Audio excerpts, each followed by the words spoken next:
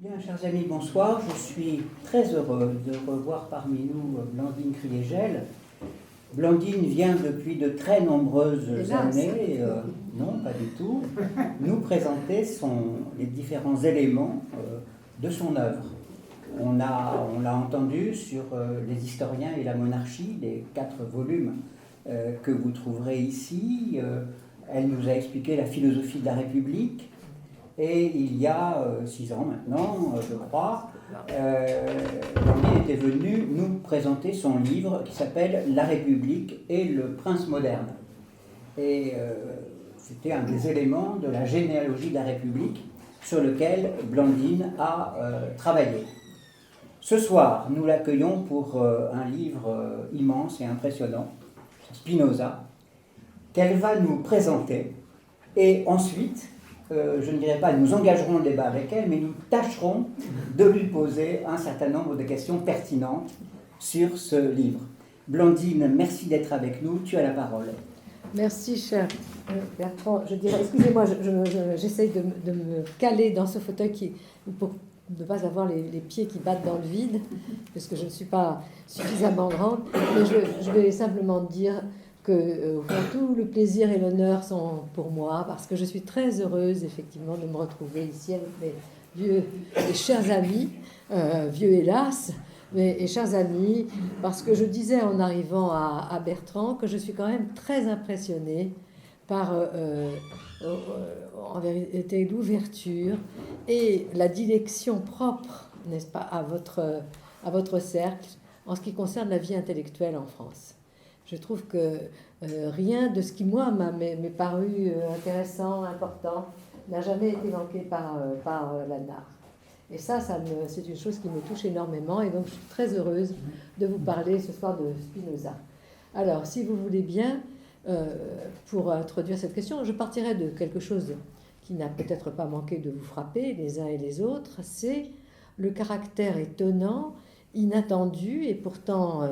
comment vous dire, je ne dirais pas fracassant, mais du retour à Spinoza. Il y a un retour à Spinoza qui tranche avec la relégation dont il a été l'objet pendant très longtemps. Par exemple, vous voyez, le grand philosophe Heidegger déclarait qu'il était archaïque, médiéval. Dans un livre publié il y a peut-être une dizaine d'années, Alain Renaud, Une histoire des idées politiques, avait rangé Spinoza parmi les théologiens médiévaux pour en vérité souligner cet aspect récessif, marginalisé de Spinoza. Moi-même, quand Jean-François Colosimo, qui est le directeur des éditions du Cerf, m'a commandé ce Spinoza, il y a 6 ans, là maintenant, eh bien, j'ai tapé Spinoza sur Internet, et alors, il n'y avait pas grand-chose. Et si aujourd'hui, vous faites la même opération, la même manœuvre, vous verrez que c'est une avalanche, n'est-ce pas, de publications, d'articles qui caractérisent finalement l'entrée Spinoza. Et alors, à quoi, voilà, je partirai de ça, au fond, à quoi attribuer ce retour, et je vous dis en partie inattendu, à Spinoza. Alors, tout de suite, je vais abattre mon jeu et ma carte, et bien tout simplement à l'épuisement de la philosophie qui a dominé le 19e et le 20e siècle. Alors d'abord, vous le savez, n'est-ce pas, des grands courants de pensée qui ont régi l'opinion publique, c'est-à-dire la pensée libérale, les pensées de la Révolution, qu'il s'agisse de la Révolution sociale ou de la Révolution conservatrice, qui toutes, plus ou moins, étaient focalisées sur la philosophie, si vous voulez, de l'économique et du social, les problèmes économiques et sociaux. Et tout cela, évidemment, au moment où on se pose tellement de problèmes concernant les religions, concernant les cultures, concernant la façon dont, dans le cadre de la mondialisation, dont les hommes se représentent le monde, eh bien, a apparu, si vous voulez, moins grande actualité. Mais surtout, ce qui a été peut-être le plus, si vous voulez, déserté, eh bien, c'est la grande philosophie, la voie principale de la philosophie moderne, c'est-à-dire la philosophie du sujet. Vous savez, le sujet, maître et possesseur de la nature, séparé entièrement des animaux, la théorie des animaux-machines. Là, vous voyez bien, j'évoque Descartes. Le sujet, si vous voulez, l'homme, n'est-ce pas, qui se croit seul, qui est exilé de la nature, qui dérive vers le surhomme, enfin, toute cette dérive vers la démiurgie, qui a d'ailleurs été très bien analysée à la fin du XIXe siècle par Nietzsche, la montée du nihilisme, la montée... l'idée que Dieu est mort, hein, qui n'est pas une idée nietzschéenne au départ, qui est une idée qu'on trouve déjà chez Hegel. Bref, tout ça est apparu moins comment dire, convaincant que ce ne l'avait été. Et alors, pour prendre au fond, les choses comme elles se sont... Donc c'est l'épuisement, à mon avis, interne de cette grande voie de la philosophie qui explique que on a cherché autre chose. Alors, qui a commencé par chercher autre chose? Et qui a effectué ce retour à Spinoza un peu inattendu? Bien, pour commencer, disons-le, très simplement les scientifiques. Ce sont les premiers, c'est-à-dire les astrophysiciens. J'entendais il y a quelques années Tran Xuan Duy dans un... Je ne sais pas si je prononce bien, mais vous savez, c'est un grand astrophysicien qui faisait une conférence. J'étais très frappée, n'est-ce pas, de la communauté de représentation qu'il avait concernant le monde, n'est-ce pas, avec celle de Spinoza. Déjà auparavant, il faut bien dire que Einstein avait proclamé sa proximité avec les conceptions du monde de Spinoza, ou des mathématiciens comme Georges Cantor, Georg Cantor, le fondateur de la théorie des ensembles. Et plus récemment, il faut bien le dire, tous les psys, n'est-ce pas, tous les psys, et qu'il s'agisse des psychanalystes qui ont pourtant des orientations extrêmement diverses, ceux qui s'intéressent aux pulsions, n'est-ce pas, à l'inconscient, ou les neurophysiologistes, n'est-ce pas, qui s'intéressent au rapport de l'âme et du corps, du code et de la matière dans notre cerveau. Tous ces scientifiques ont convergé dans une attention nouvelle à Spinoza. Parmi les neurophysiologistes, il y a des gens comme Jean-Pierre Changeux, comme André Damasio, comme Henri Atlan. Je cite des gens qui n'ont pas du tout, par ailleurs, la même philosophie, vous voyez, par rapport aux grandes questions traditionnelles du spiritualisme. Et enfin, eh bien, la jeune génération qui s'est mise... j'oubliais, avant la jeune génération, les philosophes politiques comme moi. Tous ceux qui recherchaient la généalogie pré-révolution, avant la Révolution, avant l'ère des révolutions, avant l'époque des révolutions, de la République démocratique moderne, évidemment ne pouvaient pas contourner Spinoza parce qu'il est un des grands penseurs de ce qu'on a appelé l'école du droit de la nature et des gens au XVIIe, XVIIIe siècle, Spinoza. Et donc, voilà, toutes ces catégories séparées au départ ont convergé dans un intérêt pour Spinoza. Et alors, ajoutons que la jeune génération, qui en général ne demande pas de permission, n'est-ce pas, pour orienter ses lectures, eh bien, finalement, s'est mise, malgré, si vous voulez, les condamnations à la relégation qui pesaient sur cet auteur, eh bien, s'est mise à lire Spinoza, s'est mise à le lire. Et tout ça fait qu'aujourd'hui, vous avez une explosion, non seulement en France, parce qu'il y a une école de spinozistes tout à fait... On peut fermer la porte là-bas, parce que c'est pas possible. Il y a une école d'études spinozistes qui a véritablement renouvelé la question. Et... mais également sur le plan international, les anglo-saxons, les hollandais, ça c'est tout à fait normal, puisque Spinoza est un philosophe néerlandais, eh bien se sont mis, les Allemands, ce qui était plus surprenant. Enfin, vous avez vraiment des études internationales spinozistes. D'ailleurs, avant-hier, ou il y a 3 jours, j'étais au séminaire international Spinoza, et j'étais frappée, n'est-ce pas, du caractère vraiment, si vous voulez, multilinguiste, multilingue des doctorants qui étaient présents.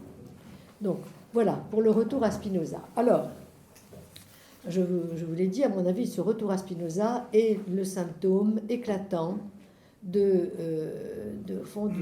tournant dans la philosophie et de la recherche. C'est pour ça que j'ai appelé mon livre L'autre voie, d'une autre voie que celle de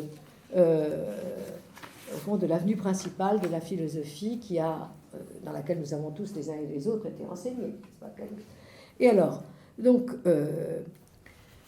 je voudrais évoquer, n'est-ce pas, au fond, pour comprendre, à mon avis, la philosophie de Spinoza, pour entrer dedans. Il y a d'ailleurs d'excellents ouvrages qui l'introduisent. Par exemple, le livre de Frédéric Lenoir, que j'ai lu grâce à ma fille, qui m'a dit « Maman, voilà, tu devrais écrire comme ça ». Malheureusement, mon livre ne ressemble pas à celui de Frédéric Lenoir, mais qui s'est concentré sur les affects et qui a, vous savez, qui a eu un très grand succès.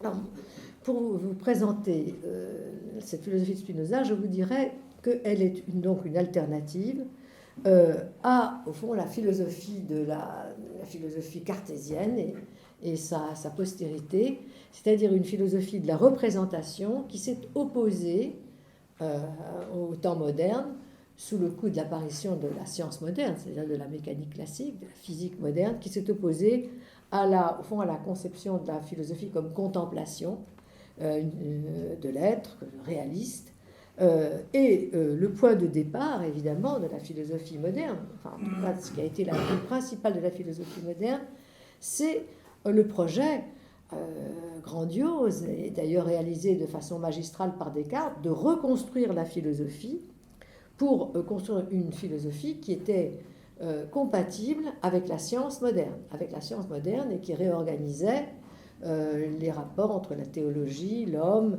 la nature et la science. Et alors, évidemment, je vais passer rapidement une science moderne qui avait périmé la physique d'Aristote, clé de voûte de sa métaphysique, et par là, évidemment, obligé, après une période de développement du scepticisme, n'est-ce pas, la docte-ignorance de Nicolas de Cuse, le que sais-je de Montaigne, l'éloge de la folie d'Erasme, qui avait balayé absolument toute l'Europe.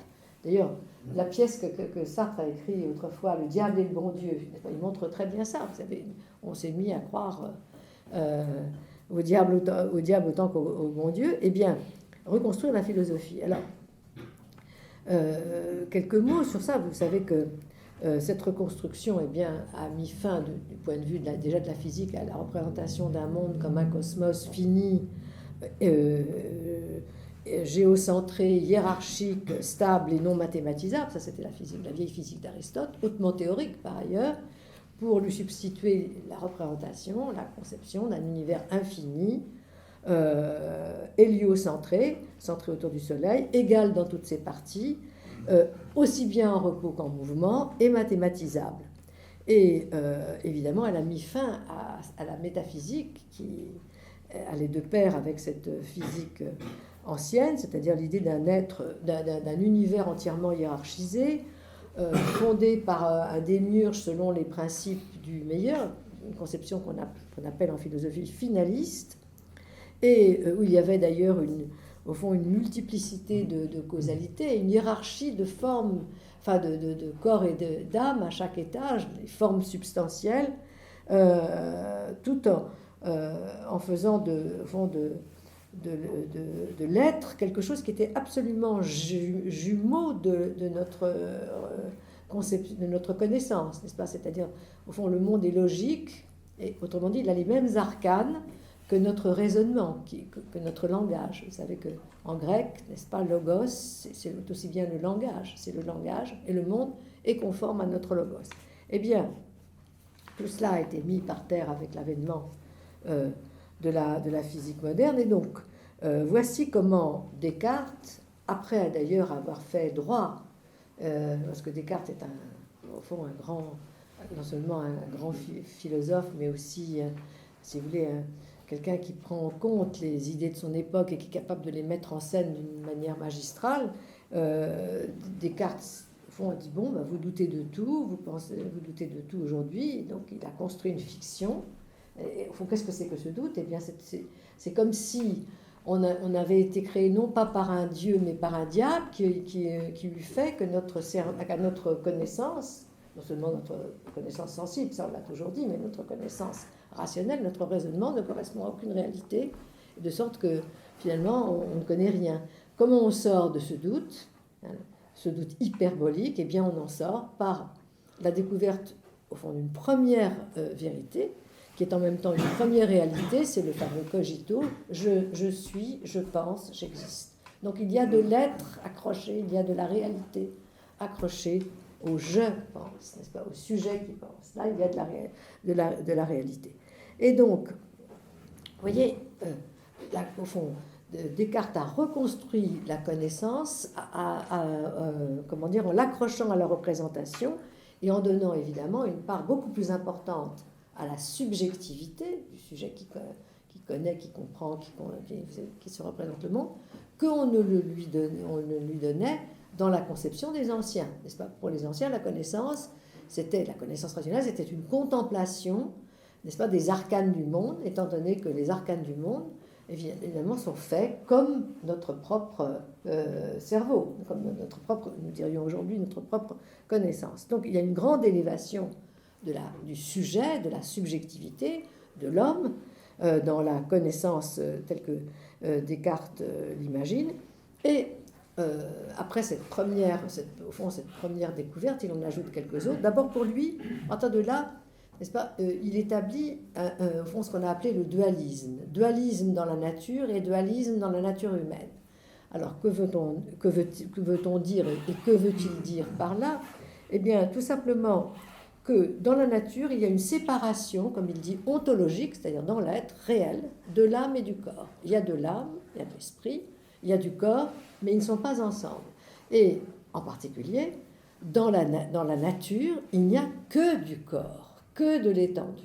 Et par conséquent, si dans la nature, il n'y a que du corps, que de l'étendue, et non pas, si vous voulez, des étages de formes substantielles, c'est-à-dire d'organisation mêlée de l'âme et du corps, comme Aristote le représentait, eh bien, dans ces conditions, c'est pour ça qu'Aristote estimait qu'on ne pouvait pas mathématiser la physique terrestre, parce qu'on ne mélange pas les torchons et les serviettes.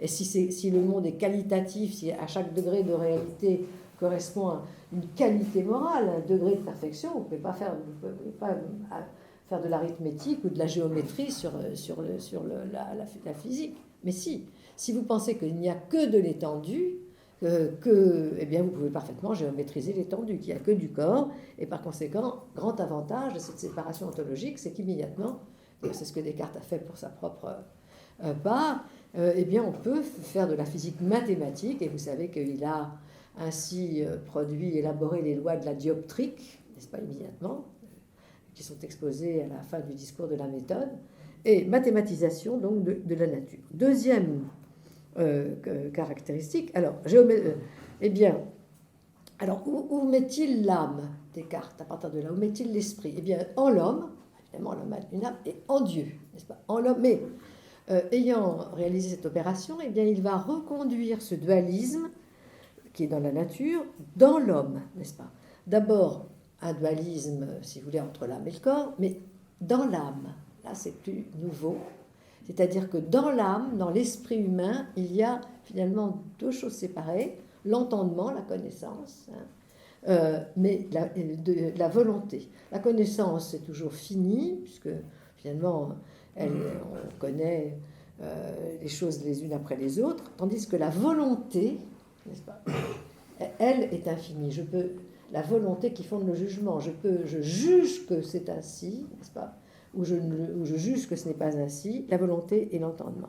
Donc un dualisme dans l'âme chez Descartes, et qui est évidemment fondamental pour lui, puisqu'il fonde l'idée d'une liberté de l'homme. Et là, j'en viens aux conséquences immédiates au fond de ces, je ne dirais pas de ces axiomes, mais enfin, si vous voulez, de cette chaîne de raisonnement que Descartes établit. Eh bien d'abord, la première, vous le comprenez tout de suite, c'est que l'homme est exilé de la nature, n'est-ce pas? L'homme est exilé de la nature. Si dans la nature, il n'y a plus que du corps, que de l'étendue, eh bien l'homme n'est pas dans la nature. Et puisqu'il n'est pas dans la nature, puisqu'il n'est plus un être de la nature, d'abord les autres êtres de la nature ne lui ressemblent pas du tout, et Descartes élabore la théorie qu'on juge aujourd'hui barbare des animaux-machines, n'est-ce pas? Les animaux, eux, n'ont pas d'âme, pas de sentiment, même pas d'âme sensitive. Il n'y a que du corps, et donc il y a une séparation vraiment très très heurtée entre l'homme et le reste de la nature, c'est-à-dire les animaux, les végétaux, je ne vous parle pas des minéraux.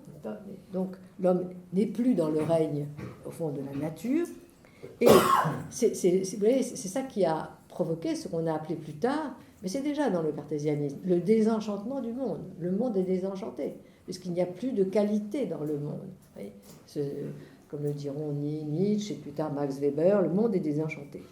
Alors, deuxième conséquence, l'homme n'est pas dans la nature, donc il peut être le maître de la nature. Il peut devenir le maître et le possesseur de la nature. Il peut en user, il peut en abuser, il peut faire n'importe quoi, tout ce qu'il veut avec la nature, puisqu'il y a une supériorité absolue de l'homme sur la nature.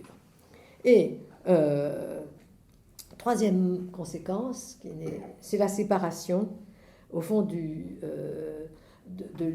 la connaissance, qui est du côté de l'entendement, et de la morale, du savoir, et de la morale, qui est du côté de la liberté, de la volonté et de la liberté. Alors, ce n'est pas très développé chez Descartes, mais ça le sera de façon très abondante, comme il disait dans son vocabulaire, chez ses petits-neveux, ses successeurs, par exemple chez Kant. Vous voyez, pour Kant, il y a évidemment un monde de la raison pure, enfin de l'entendement, un monde des phénomènes, qu'on peut connaître par l'entendement, et vous avez un monde de l'action pratique, comme on dira, de la raison pratique, un monde moral, deux mondes qui sont absolument séparés, qui n'ont pas les mêmes lois. Séparation, au fond, de la morale et de la connaissance. Alors, eh bien, la philosophie de Spinoza, voilà, et c'est pourquoi je pense on revient, si vous voulez, elle est tout à fait différente. Le point de départ de Spinoza est tout à fait différent. Le point de départ de Spinoza, c'est le même que celui de Descartes, n'est-ce pas? C'est le même que celui de Descartes, c'est-à-dire comment on construit une philosophie à l'âge de la science moderne. Comment on peut faire, comment réorganiser les rapports de... Ah oui, j'ai oublié dans ce que je vous ai dit chez Descartes, sa conception de Dieu, n'est-ce pas? Chez le divin chez Descartes, Dieu, comme lui enverra pas dire Pascal, s'éloigne énormément. Vous voyez, c'est-à-dire que Dieu est là, bien sûr, mais il n'a qu'un rôle en quelque sorte d'enregistrement. Ce n'est pas tout à fait le Dieu caché des jansénistes, mais c'est le Dieu éloigné, très éloigné. Je dirais que même, au fond, la meilleure représentation que je connais du Dieu cartésien, qui est là pour dire que finalement, pour mettre fin à la fiction du malin génie et dire que ce que nous raisonnons est sanctionné par Dieu, eh bien, c'est, vous savez, le début de la Déclaration des droits de l'homme et du citoyen, sous les auspices et en présence de l'être suprême. Voilà, c'est ça le Dieu de Descartes. C'est un Dieu qui n'est pas absent, mais qui finalement qui est très très très éloigné, qui n'a plus un rôle fondamental. Il n'est pas mort, il est là, mais au fond, il n'est pas, vous savez, il est figurant. C'est comme dans une pièce. Dans la pièce, il est figurant. C'est pas lui. Il n'a pas, pardon. Il règne, mais il ne gouverne pas. Oui, voilà. Il n'a pas le rôle principal. Il a perdu son rôle principal. Il n'est plus la prima donna. Il n'est plus le premier. Bien. Alors, chez Spinoza, on va trouver quelque chose d'absolument différent, et c'est en ça que c'est une autre voie. D'abord, pour commencer, à la place du je pense, qui est la première du cogito, qui est la première vérité de la philosophie de Descartes, et qui conduit, parce que ça j'ai oublié de l'évoquer, mais il faut tout de suite en parler, parce qu'avant d'en venir à Spinoza, il y a une postérité, n'est-ce pas? Il y a un succès extraordinaire de la philosophie cartésienne et une postérité. Alors, quelle est cette postérité il y pensait lui-même, puisqu'il n'a cessé de parler de ses petits-neveux. Eh bien, c'est celle de la grande philosophie, d'abord de la grande philosophie dite transcendantale, qu'on trouve dans le kantisme et chez les post-kantiens, et qui reprend, n'est-ce pas, cette idée de la primauté du je pense, la perception transcendantale, pour que ceux qui connaissent un peu la philosophie de Kant, le dualisme, ça je l'ai évoqué rapidement, la séparation du savoir et de la morale, comme le dira Kant, j'ai dû abolir le savoir pour laisser une place à la morale, c'est absolument séparé, mais ça, je dirais que c'est encore quelque chose au fond, de normal, mais vous avez une postérité qui l'est moins, parce que à partir de la place donnée à l'homme, au sujet, au je pense, il y a une dérive irrépressible, comme d'ailleurs Heidegger l'a montré après Nietzsche, il n'est pas le premier, vers la démiurge, ce qu'on peut appeler la démiurgie, c'est-à-dire l'homme, vous savez, la figure de l'homme dans le monde, dans la nature, dans la connaissance, grandit, je dirais même grandit démesurément. Vous savez que l'homme devient, par exemple, déjà chez des post-kantiens comme Fichte, pour lui, le monde, c'est quand il faisait son cours à ses étudiants, qui n'étaient pas du tout d'accord d'ailleurs, eh bien le monde c'est le non-moi, n'est-ce pas? Il y a le moi, et le monde c'est le non-moi. Bon. Donc la figure de la subjectivité prend une place de plus en plus grande, jusqu'à ce que l'homme, vous savez, puisse aspirer au surhomme, l'homme devient le surhomme. Une étape encore, et le Dieu qui était simplement éloigné, eh bien tout simplement il meurt, on le fait mourir. Le premier qui dit que Dieu est mort, ce n'est pas Nietzsche, c'est Hegel. Dieu est mort, c'est l'esprit qui, en quelque sorte, l'esprit absolu qui prend la place. Un esprit un esprit subjectif, qui a quelque chose à voir avec la subjectivité, qui prend la place de Dieu. La morale, même la morale, si vous laissez, au fond, elle n'est plus quelque chose qui vient des lois divines, non, l'homme est par-delà le bien et le mal, parce que c'est lui qui crée les valeurs. C'est lui qui est le fondateur des valeurs. Ça, c'est dans la dérive de cette philosophie, de cette grande philosophie de la subjectivité transcendantale, qui s'est déployée pendant tout le XIXe siècle, en particulier dans la philosophie allemande, dans la philosophie allemande du XIXe siècle, et jusqu'à ce qu'on voit apparaître ce qu'on a appelé, après, comment vous dire, la mise en cause de toutes les valeurs traditionnelle, la montée du nihilisme. Le nihilisme, il n'y a plus rien ne vaut que la volonté humaine. Vous voyez, la puissance de la volonté se transforme en volonté de puissance. Bon, vous avez cette dérive démiurgique qui est quand même très, très frappante, très importante, qui a été très bien décrite par les philosophes allemands, mais qui est là, et qui est d'ailleurs l'expression de la première crise, de ce qu'on appelait la crise de la modernité.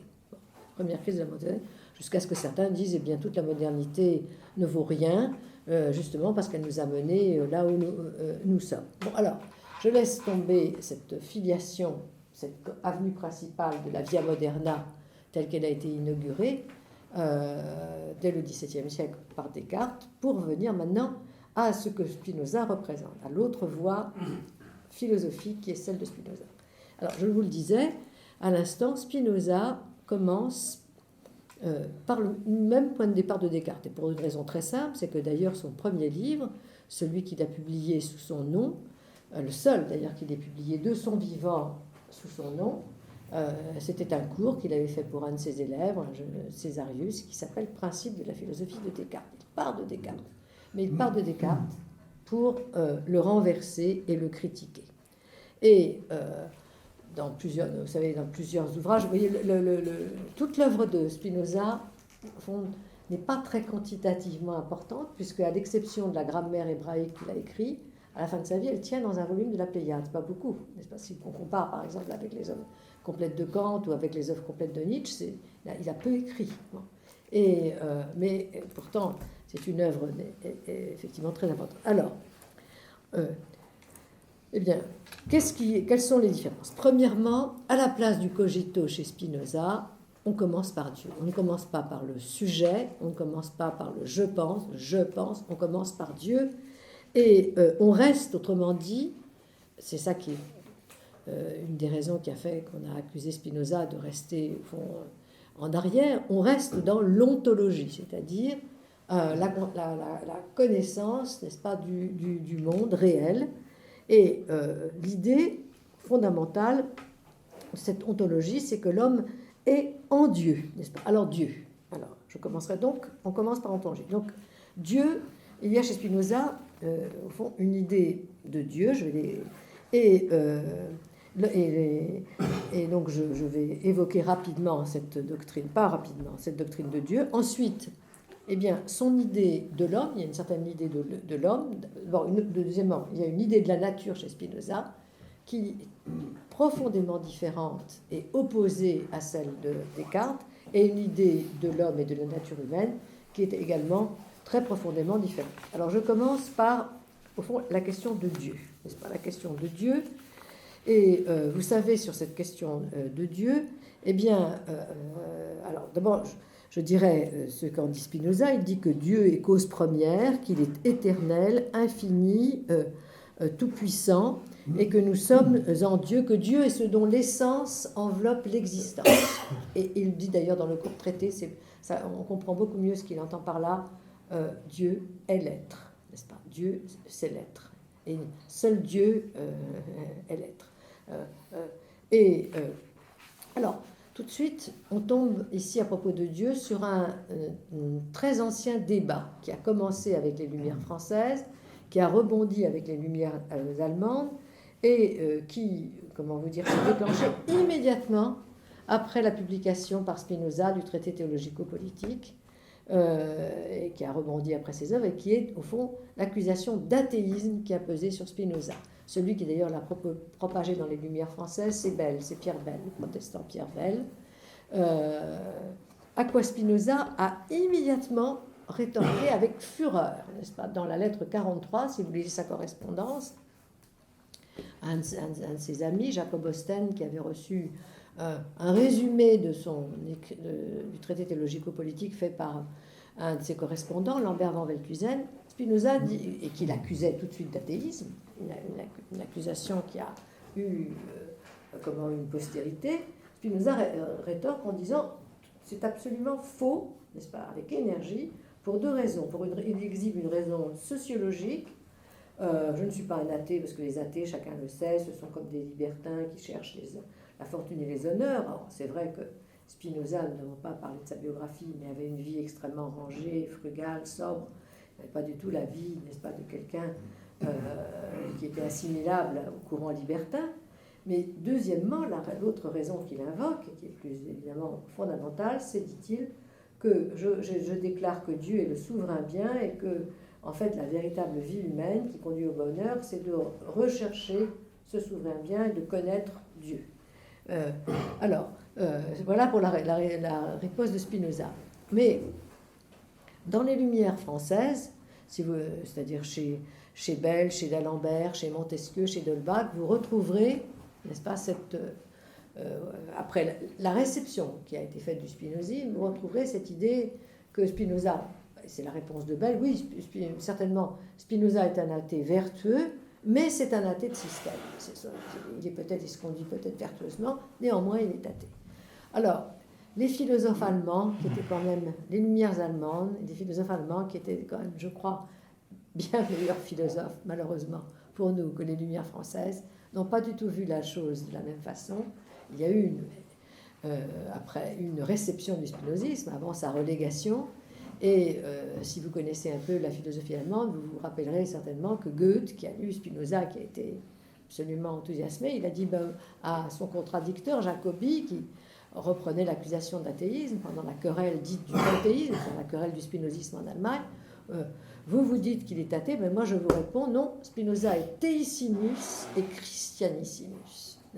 C'est-à-dire que et toute la jeunesse allemande a suivi ce fil conducteur, car Novalis a déclaré qu'il était ivre de Dieu, et même Hegel, et pas seulement le jeune Hegel, mais le Hegel de la maturité, a dit, écoutez, moi, c'est très simple, je vais vous dire, chez Spinoza, c'est de Dieu qu'il y a trop, n'est-ce pas?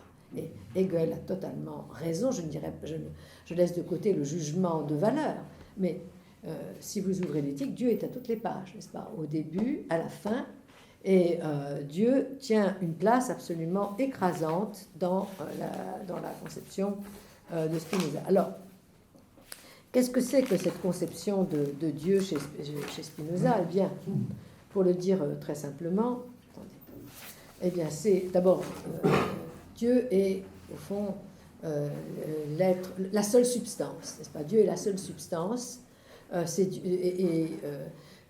Lorsqu'on cite la formule qui a fait Flores, que tout le monde connaît, Deus sive natura, on oublie en général que d'abord elle apparaît de façon incise dans la préface du livre 4 de l'éthique, mais surtout que Spinoza a pris bien soin de faire une distinction entre ce qu'il appelle la nature naturante, natura naturans, et la nature naturée, natura naturata. Autrement dit, là c'est une distinction qu'on connaît très bien, pour ceux qui connaissent un peu la philosophie scolastique, c'est la distinction entre la création, n'est-ce pas, c'est la production de la nature, et les créatures. La nature naturante, c'est la création, et la nature naturée, ce sont les créatures. Il y a un point de vue de la création et, et des créatures. Alors, je voudrais vous dire, au fond, toujours sur... Alors, Dieu, la conception, si vous voulez, du divin de Dieu chez Spinoza, je vais retrouver des... Pardonnez-moi. Je ne peux pas vous le dire simplement de mémoire et de chiffres parce que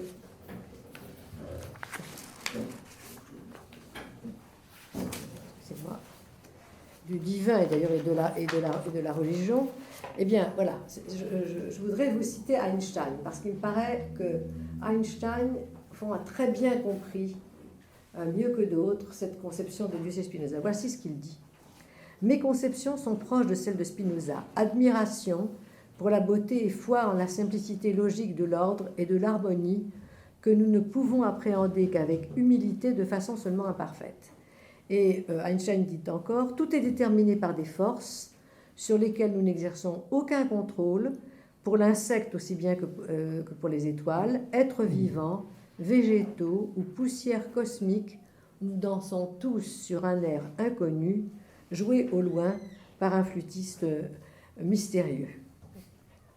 Et donc, vous voyez, et il ajoute encore, il nous suffit de contempler le mystère de la vie constante qui se perpétue à travers l'éternité pour méditer la structure merveilleuse de l'univers que nous pouvons à peine percevoir et tenter humblement de comprendre, ne serait-ce qu'une part infinitésimale de l'intelligence manifestée dans la nature. Alors, eh bien, au fond, qu'est-ce que nous dit Spinoza? Il nous dit que Dieu est la cause première et que si on veut commencer par comprendre l'univers et le monde, il faut commencer par Dieu, parce que Dieu est la seule substance et que Dieu a créé il a une infinité d'attributs, mais nous n'en connaissons que deux, qui sont effectivement l'esprit et le corps. Et que à partir de cette infinité d'attributs, il a créé également des modes, des existences singulières, qui sont des modes finis, mais que tout dépend de cette création des modes finis. Autrement dit, pour Spinoza, il n'y a que deux réalités, il y a Dieu et les existences singulières. Et donc vous voyez, si vous voulez, Dieu est cause de soi, il est infini, il est éternel, il est la substance unique de qui jaillissent des forces de vie.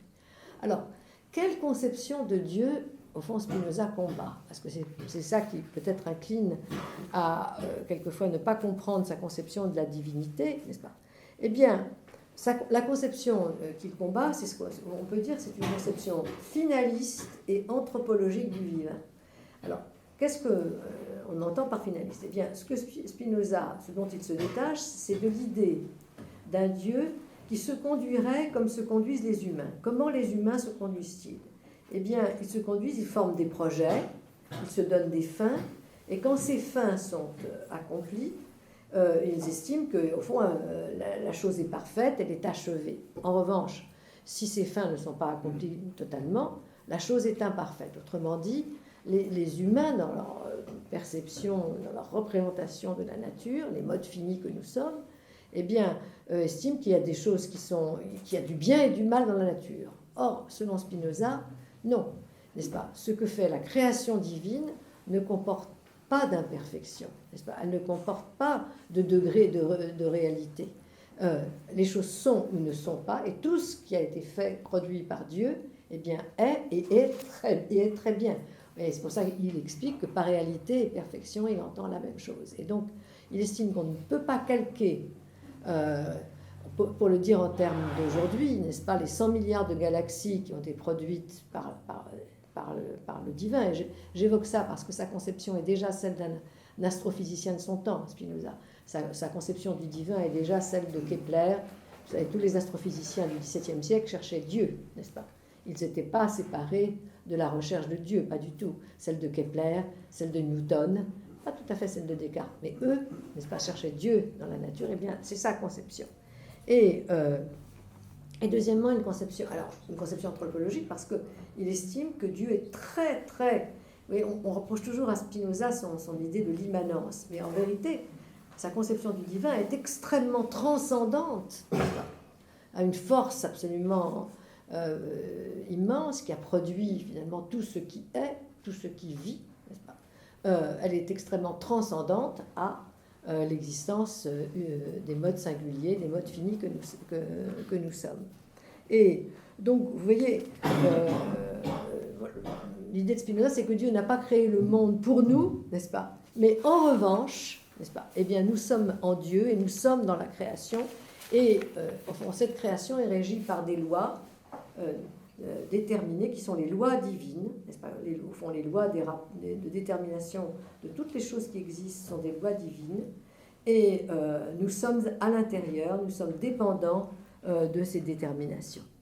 Et donc voilà, si vous voulez, au fond, ça exposé très brièvement, j'y reviendrai si vous le souhaitez, mais sa conception très étonnante au fond du divin, très étonnante, mais fondamentale, et qui, évidemment, en contradiction totale avec, si vous voulez, la philosophie subjective de Descartes.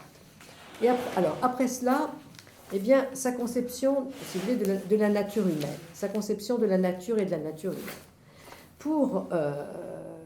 Si vous voulez, pour Spinoza, évidemment, il n'y a pas de dualisme, n'est-ce pas ?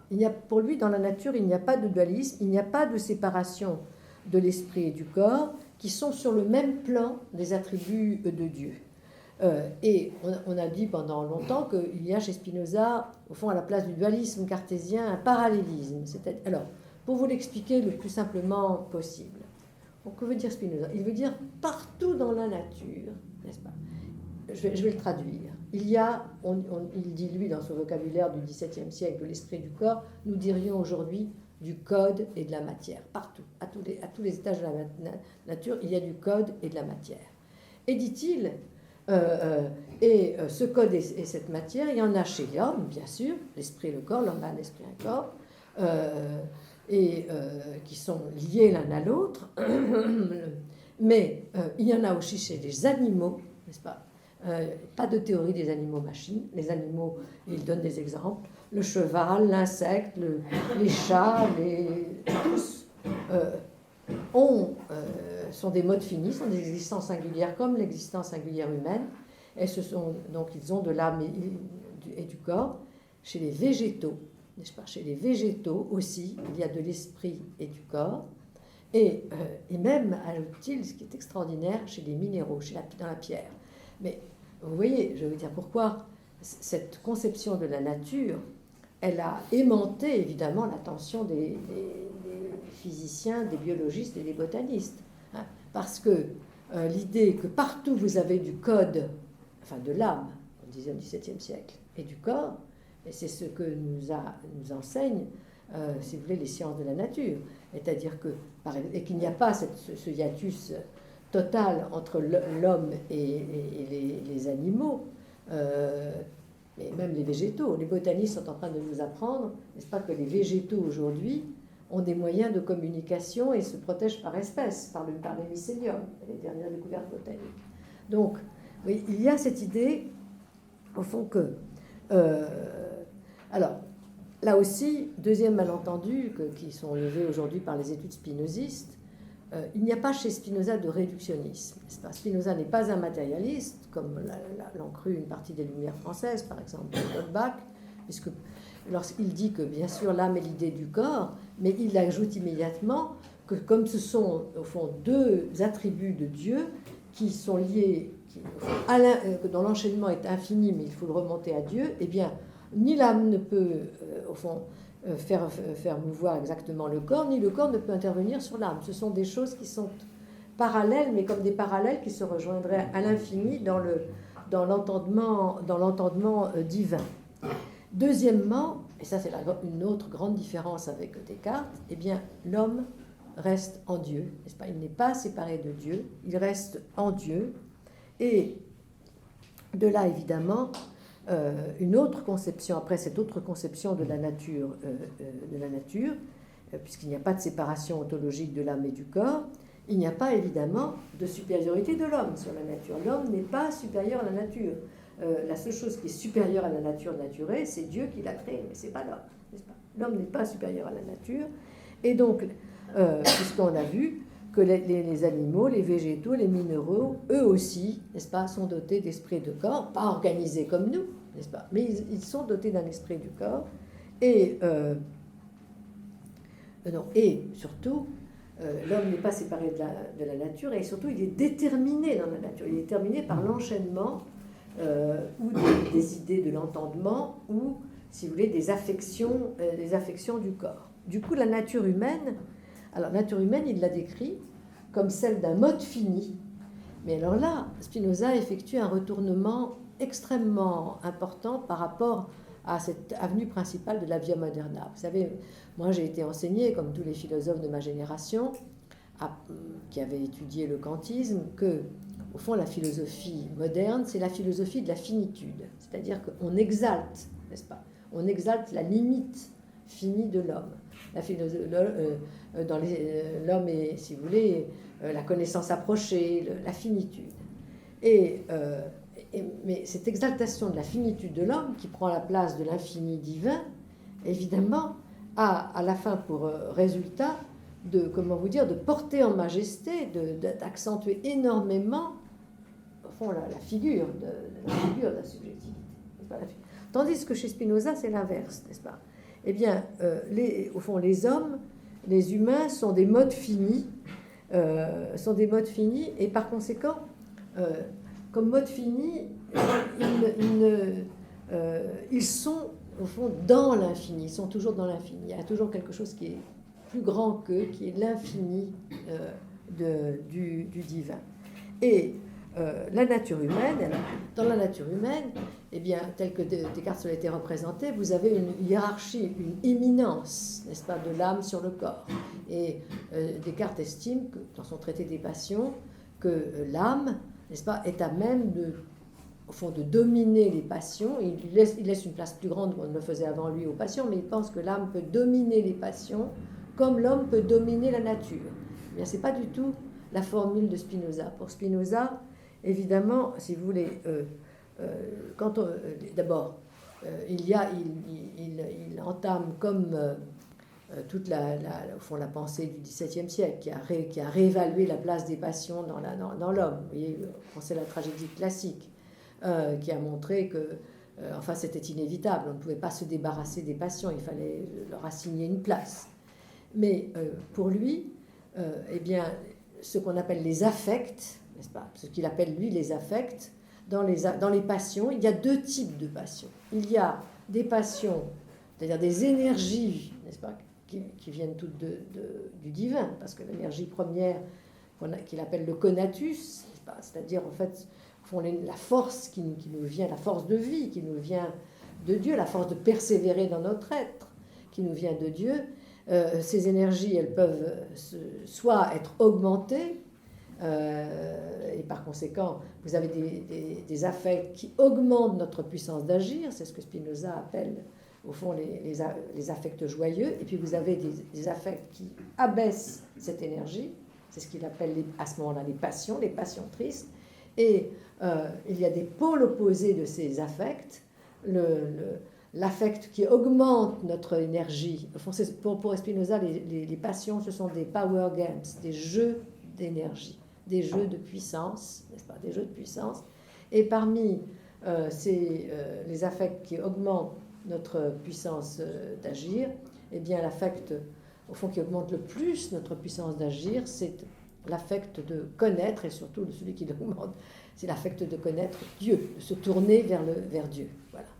Et donc, et alors surtout, qu'est-ce qui augmente un affect est une chose au fond complexe pour Spinoza, parce que c'est à la fois une détermination qui pèse sur le corps, une représentation de cette détermination, il y a l'esprit et le corps sont en jeu en même temps, et un jeu de puissance, vous voyez, où ça augmente notre puissance, où ça la baisse. Et par conséquent, évidemment, ils sont liés, pour lui, ce qui augmente notre puissance, c'est tous les affects qui sont ceux de la joie, et c'est-à-dire liés à l'amour. Là, ce sont des thèmes, on retrouve des thèmes classiques, ceux qui sont liés, tout ce qui est lié à l'amour du prochain ou à l'amour de Dieu, va augmenter notre puissance. Tout ce qui, au contraire, est lié à la haine, à la détestation, à la rancœur, à l'humiliation, tout ça va abaisser notre puissance. Mais donc, si vous voulez, chez lui, vous avez une réévaluation très importante des affects. Donc, contrairement, vous voyez, à l'interdit de la philosophie du sujet qui estimait impossible et interdisait une psychologie rationnelle et qui estimait qu'au fond, tout ce qui est le domaine des passions doit être déporté du côté de la morale, parce que ça doit être dressé, n'est-ce pas eh bien, pour Spinoza, Spinoza estime qu'on peut construire une psychologie des passions, une psychologie rationnelle. C'est pour ça qu'il intéresse tellement les psys, vous voyez, aujourd'hui. On peut construire une psychologie des passions. Même Bernard Potra, qui est un des bons traducteurs de l'éthique, qui a retraduit l'éthique dernièrement, donc philosophe de l'école normale, disait que Spinoza, au fond, estime qu'on peut bâtir une physique psychique. Vous voyez, ça, c'est ce que cherchent tous les psys, à essayer de comprendre, enfin de faire d'élaborer un savoir du psychisme. Et c'est pour ça qu'il est au centre des débats aujourd'hui entre les neurophysiologistes, n'est-ce pas ? Et aussi ceux comme Frédéric Lenoir, je l'ai cité, qui finalement sont intéressés par les conduites de sagesse centrées sur la lutte contre les addictions. Parce que c'est vrai que ce que dit Spinoza, en gros, c'est que ça ne sert à rien, si vous voulez, de dire à quelqu'un qui, si vous voulez, qui veut combattre un vice, une addiction quelconque, qu'il s'agisse de boisson, de nourriture ou de n'importe quel comportement, de lui dire que c'est pas bien, parce que ça marche pas, n'est-ce pas ? Si on lui dit que c'est pas bien, c'est-à-dire une idée, une représentation, un impératif moral ne viennent pas à bout d'un affect. Qu'est-ce qui vient à bout d'une addiction ? Qu'est-ce qui vient à bout d'un affect et d'une addiction ? Eh bien, au fond, un autre affect. Un autre affect et lié à une autre représentation, c'est-à-dire une énergie plus puissante. On ne peut combattre les addictions que si on reconnaît que dans les addictions, vous avez des jeux de puissance. Et donc, pour combattre les addictions, il faut mettre en place, si vous voulez, un jeu de puissance qui est plus fort. Et c'est-à-dire, en fait, il faut faire en sorte que des affects remplacent des affects qui sont dommageables pour nous. Voilà. Alors, je peux peut-être marquer une pause avant de vous parler de la morale. On peut peut-être faire un premier questionnement sur cette première partie, et après, je vous parlerai de la morale et de la politique de Spinoza, si vous le voulez bien. Est-ce que tu serais d'accord? Oui, tout à fait. Bon. Tout à fait. Voilà. Alors, donc, le débat est ouvert. C'est Raoul qui l'anime. Non, mais je veux bien vous laisser reprendre ensuite une seconde partie. On te laisse reprendre une seconde partie. J'ai l'œil fixé sur la pendule, ne t'inquiète pas. Donc, sur cette première partie, est-ce que quelqu'un veut intervenir? Je salue Bernard Bourdin, qui est souvent parmi nous. Voilà, je ne sais pas, Bernard, si tu veux. Oui, cher Bernard, allez-y. Bonsoir, Blandine. Bonsoir. Merci beaucoup pour votre première partie de la conférence. Le problème, c'est que moi, j'ai une question elle va être sur les deux. Allez-y. Alors, tant pis, j'y vais, parce que Bertrand m'offre le plaisir d'intervenir. La question que je me suis posée en vous écoutant, c'est un peu un point de désaccord. Hein. Je pense qu'il y a une véritable immanence de Spinoza. Mais en même temps, je suis disponible pour entendre autre chose, mais alors à ce moment-là, j'ai une question à vous poser. Mais qui va faire intervenir ce que vous allez nous dire sur sa morale et le traité théologico-politique, donc j'anticipe encore une fois encore. Parce que, comment s'en sort-il entre son concept de Dieu dans l'éthique, vous avez bien rappelé effectivement nature naturante, nature naturée, très bien, j'entends bien ça, et ensuite le Dieu de la Bible, c'est-à-dire le juif Spinoza l'avait parlé. Oui. Et là, il n'est plus question simplement de construire un Dieu voyez ce que je veux dire? Celui dont vous nous avez parlé, là, il a affaire, une grosse affaire, donc l'exégèse biblique, etc., ce qui lui a coûté très cher, comme vous le savez, puisqu'il est excommunié. Alors là, il y a quand même, d'ailleurs, le fait qu'il est excommunié comme montre qu'il y a un problème par rapport à l'orthodoxie juive, pas que de son temps, juive, je crois qu'il ne faut pas historiciser l'affaire. Là, il y a une difficulté, parce que, et on le voit bien, quand il va devoir, et d'ailleurs vous l'écrivez, j'ai dans une partie de votre livre, vous le dites, parce que je vous ai lu, au fond, qu'est-ce que Dieu? C'est très simple. C'est aimer Dieu, c'est aimer son prochain et soi-même, la justice et la charité. Hein, c'est un concept pratique. Donc là, il y a bien quand même une immanence. C'est qu'en fait, la théologie spéculative, dans le chapitre 15 du TTP, la théologie ne sert à rien si ce n'est à découvrir, ce qui est déjà beaucoup, vous allez me dire, la connaissance prophétique de Dieu par la justice et la charité. Donc c'est foncièrement immanent. D'ailleurs, ce qui est en même temps passionnant, quand on le voit parler de Jean, le Saint Jean de Spinoza, c'est extraordinaire d'ailleurs. C'est très simple. Si tu dis que tu aimes Dieu, que tu n'aimes pas ton prochain, tu es un menteur. C'est ce qui est vrai. Mais on est vraiment dans une logique particulière. Alors, ce qui est encore plus frappant, alors là c'est très fort. Et on voit bien, c'est d'ailleurs à son honneur à bien des égards, parce que c'est un juif qui doit régler des problèmes théologico-politiques de chrétiens.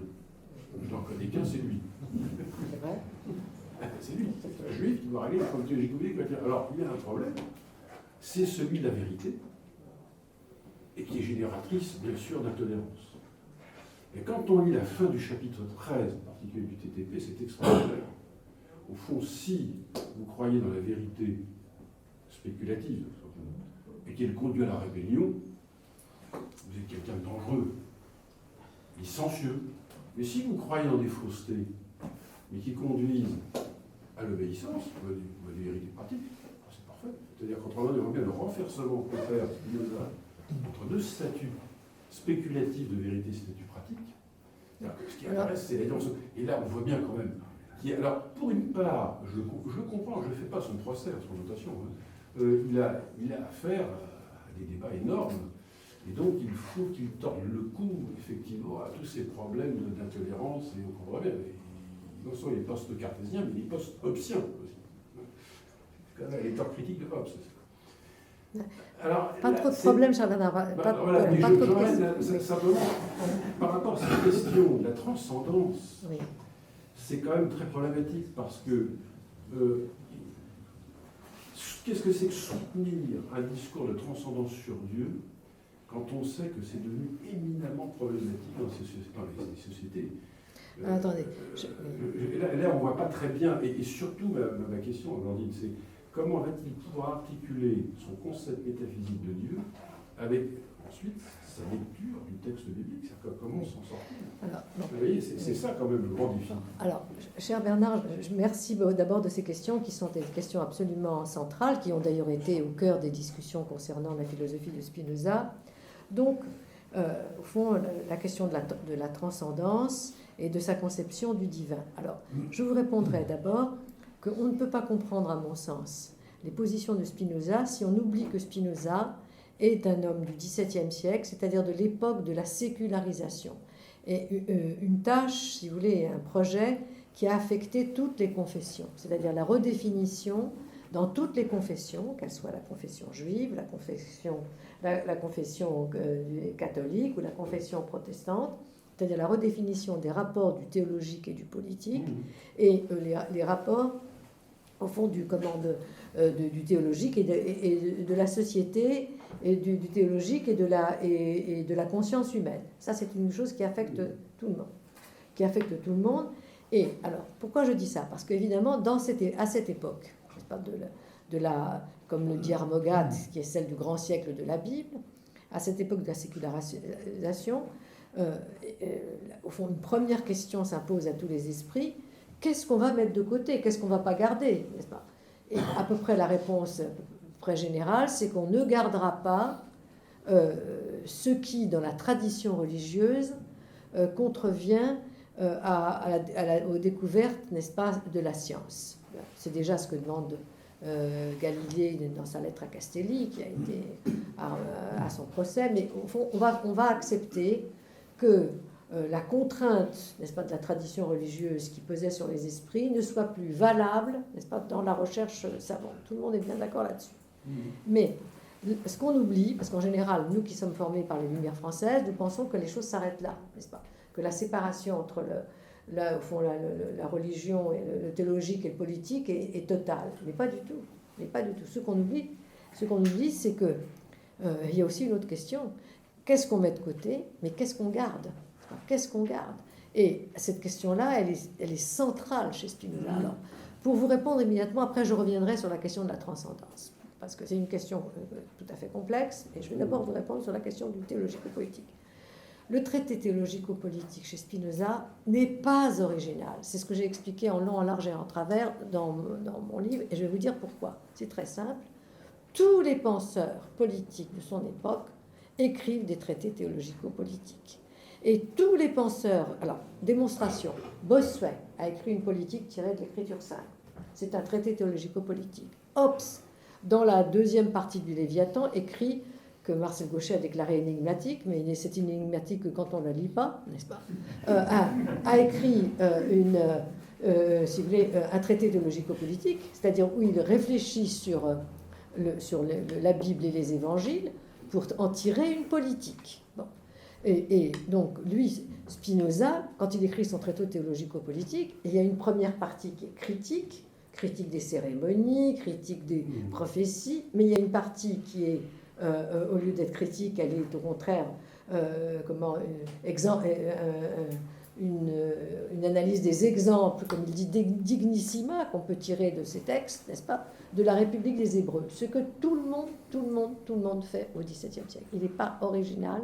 Et François Laplanche, que vous connaissez certainement, Bernard, a écrit une thèse magnifique sur l'exégèse biblique, qui était mon collègue quand j'étais au CNRS, sur l'exégèse biblique des protestants. Cette fois-ci, il n'était pas un protestant, c'est un prêtre catholique, mais montrant que c'est ce que tout le monde fait.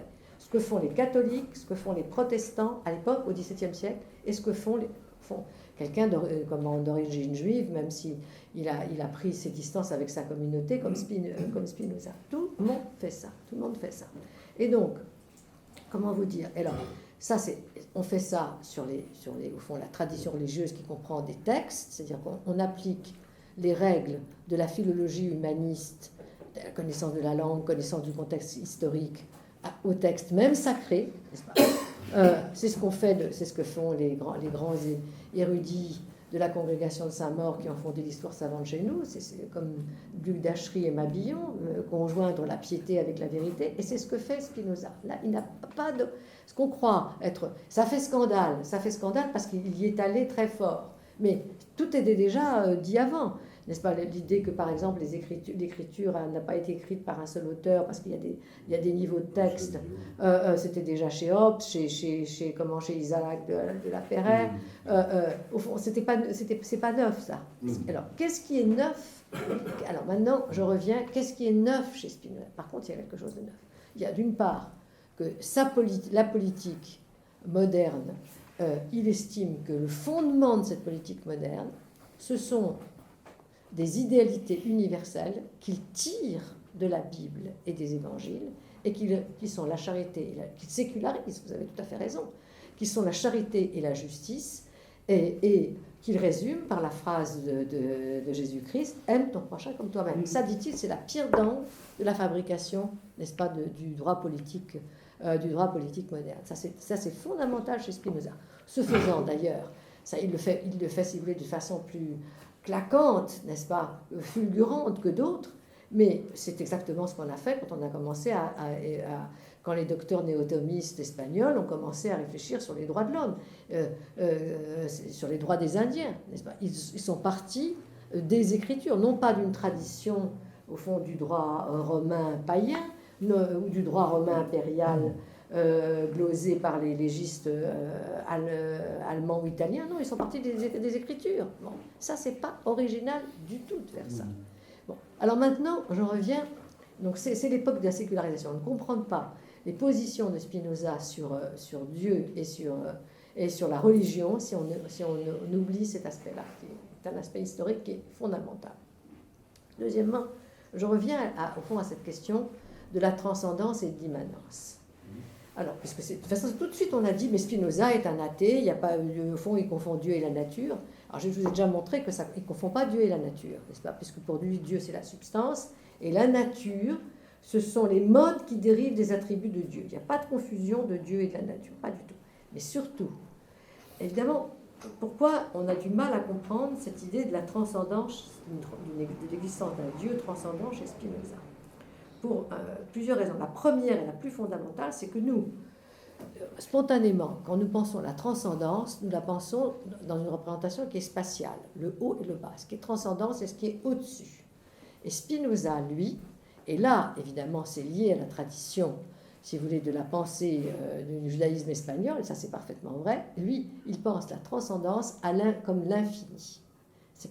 Elle n'est pas, la transcendance est dans le temps, elle n'est pas dans l'espace. Et alors, mais là, par contre, il existe une véritable transcendance.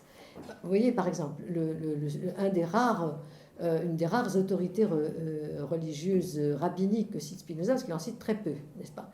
Il est très critique à l'égard de Maïmonide, et il cite, comme le lui reprochent d'ailleurs tous les rabbins fondamentalistes, il cite beaucoup plus le Christ qu'il ne cite les autorités rabbiniques. Mais il y en a un qui cite.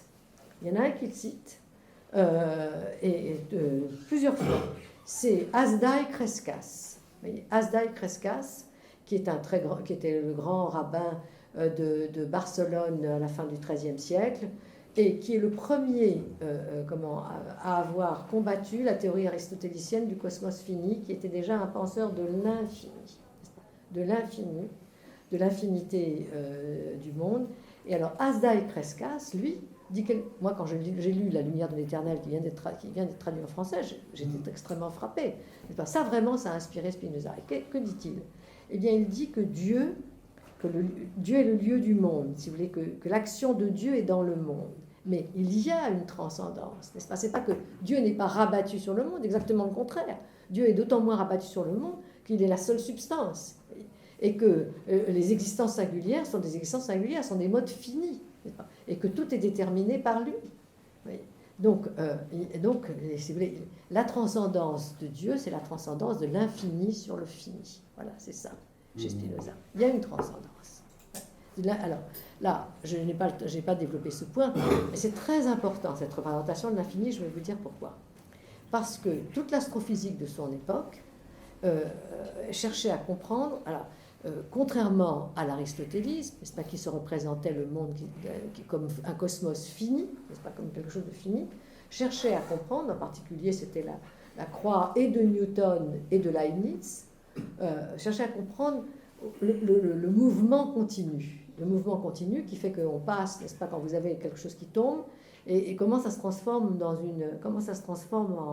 en une révolution, vous savez. Font tout le problème de la gravitation et de l'accélération, et qui a donné lieu à la naissance du calcul infinitésimal. Comment on comprend ça? On comprend ça si on accepte l'idée au fond d'un continu, l'idée d'un continu tel que les vitesses, vous savez, les quantités, au fond, les aires des tangentes, parce que c'est comme ça que ça a été calculé, comme est apparu le calcul infinitésimal, sont considérées comme infinitésimale, c'est-à-dire évanouissante. En fait, c'est la pensée de l'infini, c'est la pensée du mouvement continu à son époque, pour le dire en termes mathématiques. Alors Spinoza n'est pas du tout un des fondateurs de la dynamique et du calcul infinitésimal, mais il se l'est représenté sur un plan philosophique. C'est ce que j'explique dans ce livre. Il a essayé de se représenter ça avec cette tradition qui déjà avait une idée de l'infini sur un plan philosophique. Et ça, vous voyez, ce n'est pas du tout... Donc, alors je laisse de côté, parce qu'il y a aussi certainement une tradition kabbaliste, n'est-ce pas? Je laisse de côté le kabbalisme juif et le kabbalisme chrétien. Mais pourquoi tous les astrophysiciens du XVIIe siècle se sont intéressés à la Kabbale, à ce qu'on appelait la chasse au lion vert? Vous savez, quand on a découvert les manuscrits de Newton, que Keynes a achetés, on a découvert que Newton faisait de la Kabbale. Tout le monde se demandait pourquoi il s'intéressait à ça. Tout simplement pour une raison qui est très simple, c'est que dans la tradition kabbaliste, juive mais qui est devenue chrétienne, il y a un kabbalisme chrétien au XVIIe siècle, il y avait deux idées qui intéressaient énormément l'astrophysique moderne. Première idée, c'est l'idée de l'infini, n'est-ce pas, de l'infini, que le monde est infini, hein, et que le monde émane, non pas est immanent, mais émane de Dieu. C'est l'idée, vous savez, de l'émanation de Dieu. Et la deuxième idée, c'est que le monde a été créé en langage mathématique. Hein, ce sont les deux idées des kabbalistes qui ont été quand même, si vous voulez, qui ont accroché les astrophysiciens, parce qu'eux aussi, ils voulaient mathématiser le monde. Et alors, je ne sais pas si je vous réponds complètement, parce que bien entendu, ce sont des idées qui ne sont pas, comment vous dire, immédiatement accordées à la tradition ni juive ni chrétienne, toutes ces idées-là. Elles bousculent de la même façon et la tradition du fondamentalisme rabbinique et du fondamentalisme chrétien. Mais si vous voulez, elles ont quand même fait leur chemin. Je vais vous donner un seul exemple pour ce qui est de l'exégèse biblique. Aujourd'hui, toute l'école de Jérusalem, hein, qui a plutôt conforté qu'elle n'a finalement balayé les théories, les connaissances, non pas les théories, mais les connaissances sur la vie de Jésus, eh bien, toutes ces sont fondées sur l'exégèse biblique telle que Spinoza demande qu'on la pratique, exactement, n'est-ce pas? Elles sont fondées là-dessus, l'exégèse critique aujourd'hui. Elle est fondée sur ça. Et alors, maintenant, j'en reviens, je vais terminer par ce que j'ai dit sur la sécularisation.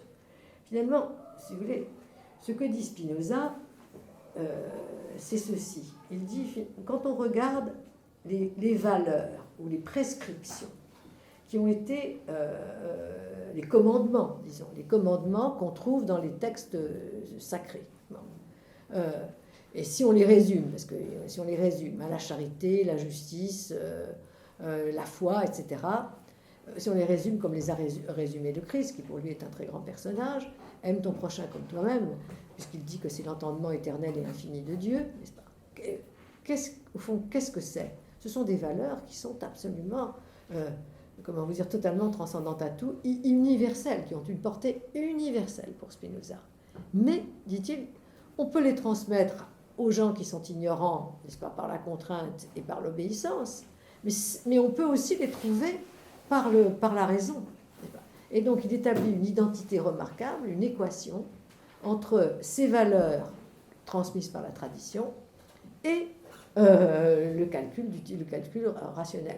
Ce que fait d'ailleurs toute son époque. Toute son époque essaye de mettre un signe d'égalité entre la tradition théologique, c'est ça le théologico-politique, n'est-ce pas? C'est qu'est-ce qu'on peut tirer du théologique pour le mettre en politique. Et tout le droit politique, on oublie que le droit politique de notre moderne, de la République moderne, a été construit comme ça. Il n'a pas été construit après la Révolution française, n'est-ce pas, par des énergumènes qui voulaient détruire toutes les églises, pas du tout. Il a été construit à l'époque classique comme ça, par du théologico-politique. Et Spinoza, là, de ce point de vue-là, fait comme tout le monde. Il n'a pas de... Alors, évidemment, comment vous dire, il avait un talent, Spinoza. Il avait un talent, c'est-à-dire qu'il a mis en équation tout ce que tout le monde disait, un peu comme plus tard Rousseau. Quand Rousseau a écrit Le contrat social, c'est pas très original, de rater l'a montré, n'est-ce pas? Rousseau est la science politique de son temps. Mais son talent s'élevait au-dessus des autres, et c'est ça qui a fait des étincelles, court-circuit même. Mais aujourd'hui, si vous voulez, si on lit ce que dit Spinoza, si vous voulez, ça garde une certaine actualité, oui, pour nous. Qu'est-ce que soient nos confessions, nos partis, ça a une actualité.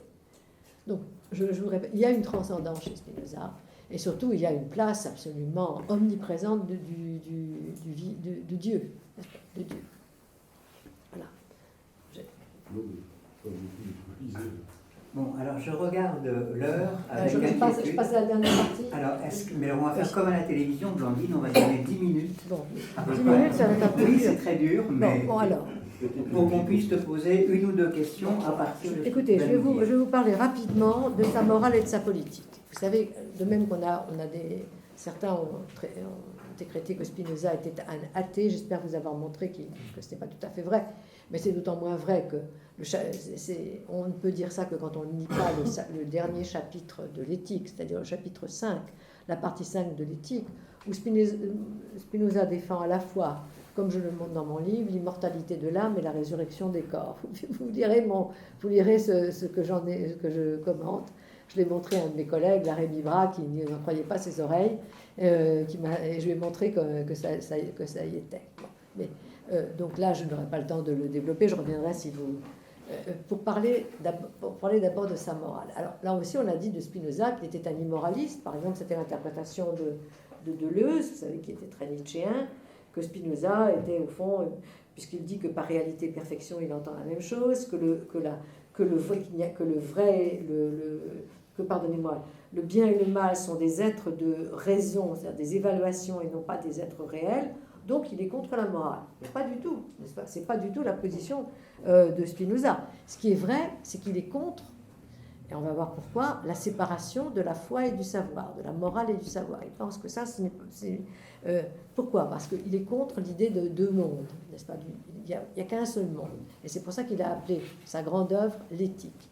Mais alors, quelle est sa réponse ? Est-ce qu'il y a une morale et quelle est-elle ? Eh bien, d'abord, il y a une morale. Il y a une morale et qui n'est pas du tout, si vous voulez, celle du courant principal de la Via Moderna. Mais à mon avis, elle est beaucoup plus actuelle. Moi, j'ai parlé, pour me faire comprendre, d'une morale vermeerienne de Spinoza, parce que quand je exposais Spinoza à mes étudiants à l'université, je prenais toujours des illustrations de Vermeer pour leur faire comprendre ce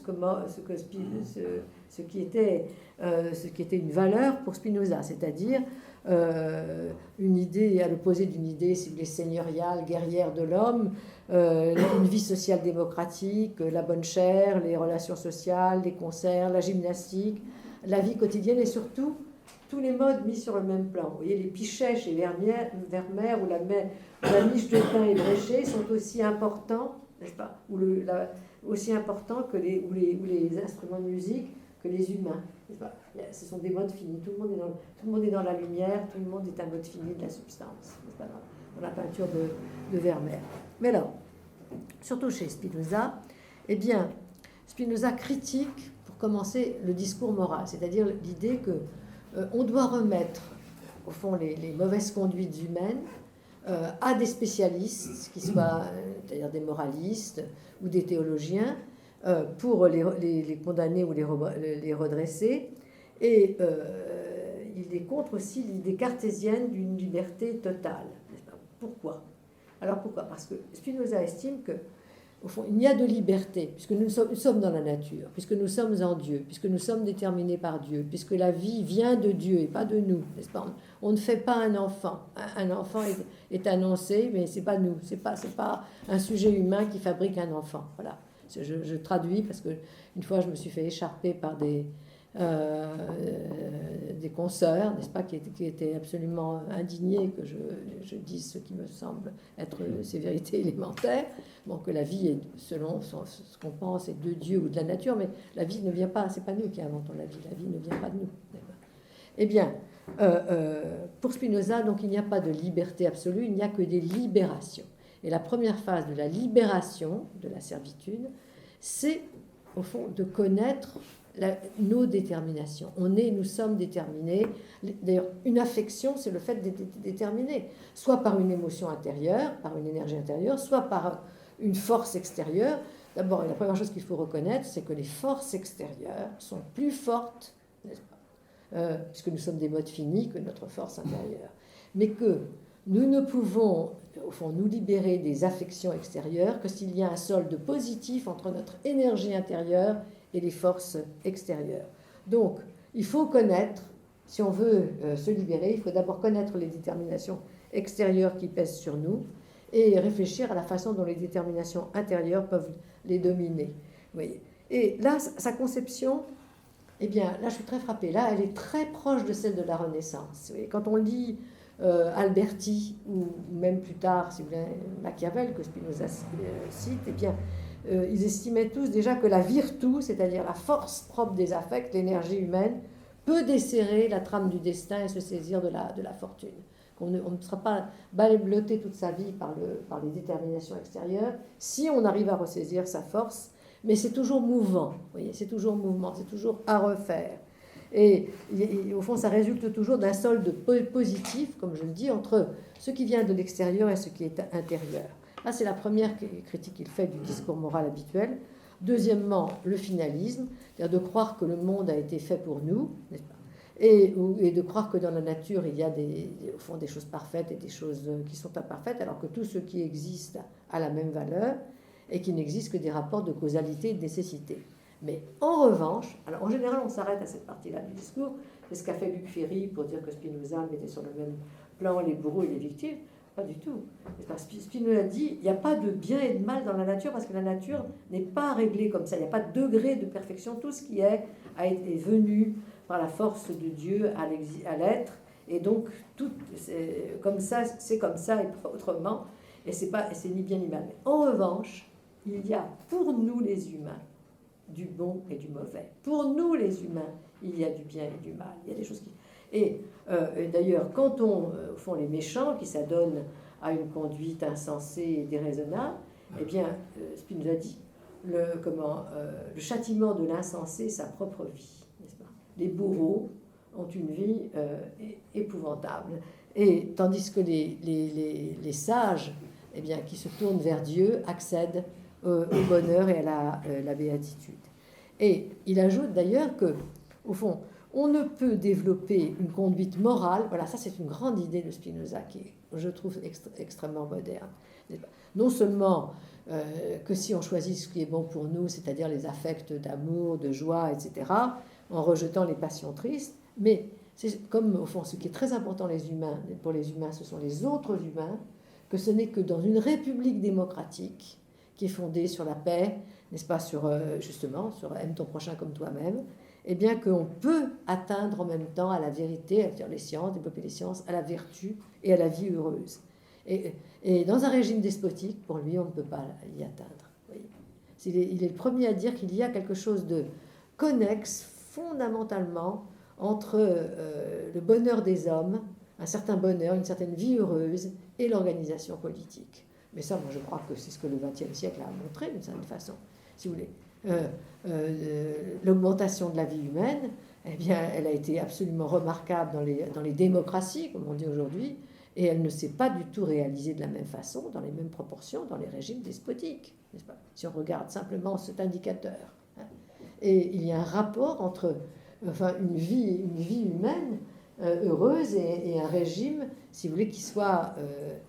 comment vous dire, un régime de république. Voilà ce que dit Spinoza. Et je crois que ça, c'est vrai. Donc, voilà pour sa morale, mais là, je vais terminer en quelques mots sur sa politique. Eh bien, vous savez qu'il a consacré à la politique 2 traités. Le traité théologico-politique que Bernard Bourdin vient d'évoquer, et puis un autre traité, c'est après, malheureusement pour lui, la conquête de la Hollande par Louis XIV, le traité politique où finalement, après avoir considéré que le régime démocratique était le meilleur pour la République, eh bien, il se rend compte que c'est fichu en Hollande, disons le mot, et il se pose la question d'un régime monarchique qui serait viable ou d'un régime aristocratique qui serait également viable. Et il bâtit 2 modèles, c'est très peu étudié le traité politique, il bâtit 2 modèles. Le premier, c'est le modèle d'une monarchie constitutionnelle, qui a d'ailleurs énormément servi à Locke, qu'il a utilisé pour sa conception de la glorieuse révolution. Et le second modèle, c'est le modèle d'un régime aristocratique, mais si vous voulez, qu'on peut considérer, en tout cas c'est mon cas, comme une sorte d'esquisse du régime. Parce que pour lui, aristocratique, c'est dès qu'il y a une représentation, vous voyez, electi, selecti, n'est-ce pas ? Dès qu'il y a des élus, la représentation, c'est un régime aristocratique, parce qu'ils sont moins nombreux. Et c'est un système qui est finalement assez proche de celui qu'ont proclamé les pères fondateurs, n'est-ce pas, les Pilgrim Fathers, dans le fédéraliste, vous voyez, de ce qu'on appelle nous la démocratie américaine, mais de ce que lui, Spinoza, appellerait la République aristocratique. Donc, alors, surtout, si vous voulez, Spinoza reprend l'idée il est au fond un parmi d'autres dans le courant républicain, et ce qu'il a ajouté, eh bien, c'est des choses quand même qui ont eu une très grande postérité dans le droit politique moderne. D'abord, c'est l'idée, si vous voulez, qu'il faut fonder la politique sur le droit et pas sur la force. Deuxièmement, le pacte, que ce pacte doit être un pacte d'association, n'est-ce pas, qu'il ne faut pas au fond, laisser des gens de côté. Et deuxièmement, il a eu l'idée également de la séparation des pouvoirs, qu'on attribue toujours à Montesquieu, quelquefois à Locke, quand on connaît un peu mieux les textes. Le premier, n'est-ce pas, qui défend l'idée d'une séparation des pouvoirs, qu'il rapproche de l'organisation fédérale de la République des Provinces-Unies de son époque, c'est lui. Et enfin, évidemment, là aussi, il y a, si vous voulez, l'idée de Spinoza, c'est que c'est la liberté de culte et de différents cultes qu'il faut que une république peut vivre si elle laisse une place à différents cultes et si elle met la puissance de son État au profit de la coexistence de ces différents cultes sans que les gens s'étripent, n'est-ce pas? Et pour ça, dit-il, il faut au fond remettre, parce que il partait lui de cas concrets. Le cas concret, c'était l'influence qu'avaient prise dans la République des Provinces-Unies les pasteurs gomaristes, c'est-à-dire fondamentalistes, qui s'opposaient à toute liberté, de conscience, ou les rabbins fondamentalistes, n'est-ce pas, dans sa propre communauté, qui était au fond l'équivalent dans la communauté juive de ce qu'étaient les pasteurs gomaristes, c'est-à-dire en fait qui ne laissaient aucune place aux catholiques. Lui, Spinoza dit non, il faut que protestants, catholiques, mais il ajoute ensuite musulmans et japonais, parce que vous savez, il y avait des rapports déjà avec le Japon.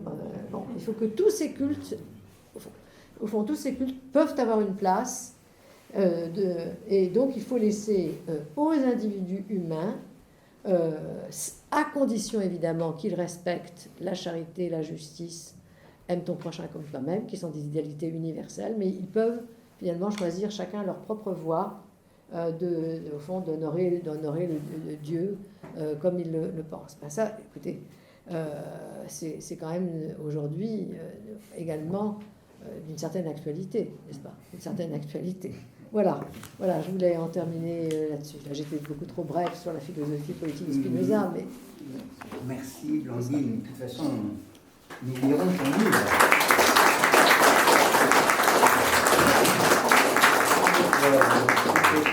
On a encore quelques minutes. Est-ce qu'il y aurait sur les questions de philosophie politique une question ou deux très brèves? Ils sont très brèves.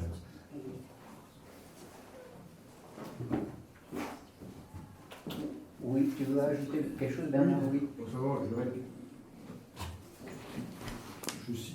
c'est plus une remarque. Je suis tenté de situer Spinoza, et vous me direz ce que vous en pensez. Oui. Je crois que c'est assez honnête. À mi-chemin entre Hobbes et Locke. Parce qu'il y a quand même le chapitre 19 du traité théologico-politique, où il faut bien qu'il règle la question très pendante dans les Provinces-Unies de son temps de Grotius, c'est le fameux Ius Circa Sacra. C'est-à-dire qu'il y a bien quand même à régler à ce que le souverain intervienne, pas dans la doctrine, et là ça débarque de Hobbes, et on peut dire qu'il est déjà libéral, mais il ne va pas jusqu'à Locke, encore moins belge, c'est-à-dire que quand même il intervient malgré tout. Dieu, je dirais aujourd'hui, c'est très français, notre République irlandaise, Dieu et la République doivent marcher ensemble. Donc il faut que le souverain ait quand même une autorité, un pouvoir sur les choses sacrées au plan externe. C'est-à-dire qu'il est obligé, et ça c'est vraiment passionnant d'ailleurs, à la fois de combiner un véritable acte de souveraineté sur les choses sacrées et en même temps la liberté de penser, donc le fameux chapitre 20, au-delà de fait, mais la liberté de penser, c'est pas n'importe quoi non plus, c'est quand même, elle n'est pas licencieuse. Enfin, je vous accorde la liberté de penser parce que... Si vous obéissez aux lois, dit-il. Voilà, exactement. Exactement. Oui. Alors là, je vous rejoins tout à fait, Bernard, vous avez tout à fait raison. Et cité le premier qui a commencé aux Provinces-Unies, c'est Grotius, n'est-ce pas, qui avait écrit un Ius Circa Sacra et qui avait demandé tout cela au milieu, évidemment, des controverses atroces qui avaient déjà coûté la vie à Holden Barnevelt et failli également terminer les jours de Grotius. Grotius qui était le secrétaire d'Holden Barnevelt, c'est-à-dire le grand pensionnaire de Hollande, enfin le régent, mais que Maurice de Nassau, de la maison d'Orange, avait réussi à faire condamner parce qu'il était favorable à un protestantisme libéral qui cherchait la paix, n'est-ce pas, qui ne cherchait pas la guerre de religion, en particulier avec les catholiques, et il l'a fait décapiter. Et il a fallu, si Grotius n'était pas caché dans une malle de livres, eh bien, il y serait passé également. Alors, ça a continué dans les Provinces-Unies, c'est-à-dire qu'une lutte, par exemple, quand Descartes est venu s'installer dans les Provinces-Unies, immédiatement il a été accusé d'être un athée. Vossius, il y a eu la fameuse querelle d'Utrecht, on a dit Descartes est un athée, ce qui était vraiment ridicule. Bon. Il a failli passer un mauvais quart d'heure.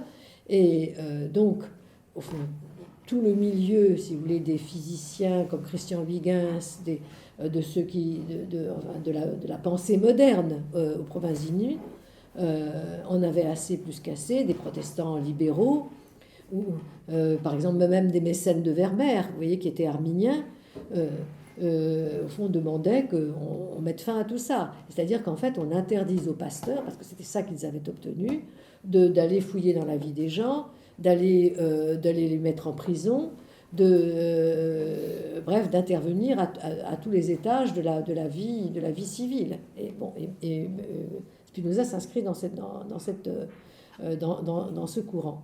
Mais alors lui, évidemment, si vous voulez, comme c'est un philosophe et qu'il est radical, il fait un pas de plus, c'est-à-dire qu'il fait un système complet qui ressemble énormément à notre laïcité. Je vais vous dire la vérité. Qu'est-ce que c'est le système complet? C'est de dire, écoutez, pour ce qui est de la puissance, n'est-ce pas, de la coexistence, qui permettra la coexistence des consciences et des cultes, c'est l'État qui doit c'est l'État qui doit assurer ça. Voilà. Parce que si l'État ne l'assure pas, ben les gens vont continuer à s'étriper. Voilà, c'est ça qu'il me dit. Mais deuxièmement, les questions de foi, les questions de liberté de conscience, ça, ce sont les individus qui doivent avoir la possession, le pouvoir de les régler, et pas l'État. Voilà. Mais écoutez, ça, c'est une solution à laquelle nous sommes arrivés beaucoup plus tard. Beaucoup plus tard. Et qui, à partir du moment où vous avez une multiplicité de confessions qui s'opposent, enfin, qui doivent coexister les unes aux autres, est quand même assez raisonnable. Elle est assez raisonnable. C'est que, ben oui, l'État met sa puissance, non pas pour contraindre les gens à penser ceci ou cela, à rendre tel ou tel culte, mais pour empêcher qu'ils s'étripent. Voilà. Et au fond, Spinoza ne propose rien d'autre que ça. Et pour le reste, il donne... Alors, là, évidemment, sur la question de la liste des droits, vous savez, qui est argumentée, les droits de l'homme, qui ne sont pas au XVIIe siècle ce qu'ils sont devenus aujourd'hui, n'est-ce pas? C'est-à-dire que ce n'est pas un fourre-tout où on met n'importe quel droit sorti de la dernière revendication hédoniste. Hein. Non, la liste des droits de l'homme, ce n'est pas ça. Elle est très limitée, n'est-ce pas? C'est l'égalité, ça on le doit aux théologiens thomistes espagnols, à propos des Indiens. Les Indiens ne sont ni des chrétiens ni des Espagnols, mais ils ont des droits en tant qu'hommes. Ils n'ont pas des droits de citoyens comme Espagnols, ils n'ont pas des droits de chrétiens comme membres de l'Église chrétienne, mais en tant qu'hommes, ils ont quand même le droit d'être égaux devant la loi, qu'on leur pique pas tout, etc. Deuxièmement, alors plus tard, la liberté de conscience, on le verra chez Spinoza. Mais deuxièmement, la sûreté, ça c'est Hobbes qui a déclaré ça.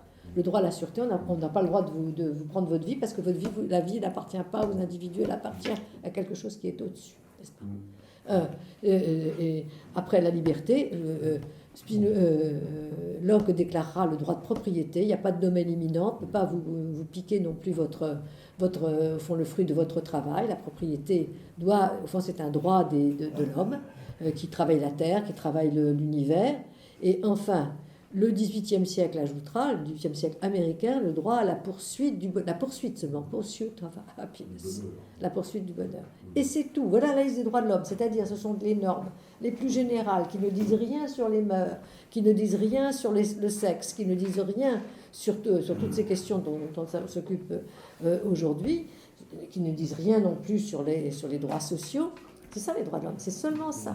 C'est-à-dire les normes les plus générales qui règlent une vie humaine qui peut, au fond, être justement correspondre à l'humanité de l'homme. C'est tout. Voilà. Et même très limité par la loi. Quand on fait l'exégèse de la déclaration de 89, bien sûr, c'est presque une déclaration des droits et de la loi. C'est toujours très contrebalancé. Bien sûr. Et limité, vous avez raison, par la loi. C'est-à-dire que c'est un légicentrisme extrêmement fort. Bien sûr. Et donc, alors, par exemple, là, ça se voit très bien pour la liberté de conscience, telle que Spinoza l'expose dans le traité théologico-politique. Il dit, bon, il faut que l'État laisse aux individus parce que les humains, le mode fini, ne sont pas simplement des corps, n'est-ce pas? Ils ont une âme. Et comme âme, l'âme demande à rechercher. Donc, il faut leur laisser la liberté de conscience, qui permet d'ailleurs, par parenthèse, le développement des sciences. Mais cette liberté de conscience, elle ne concerne que la liberté de conscience interne. Elle ne concerne pas des actes, n'est-ce pas? Elle ne concerne pas le fait d'aller s'insurger. Ceux qui veulent faire de Spinoza, si vous voulez, un fondateur des Lumières radicales révolutionnaires, se trompe du tout au tout. Il dit exactement l'inverse. Spinoza ne sait pas du tout ça. Il dit c'est dans le cadre de la loi. C'est dans le cadre de la loi, c'est-à-dire qu'on peut penser ce qu'on veut, mais on doit appliquer les lois de son pays. Voilà. Chers amis, sur cet éloge des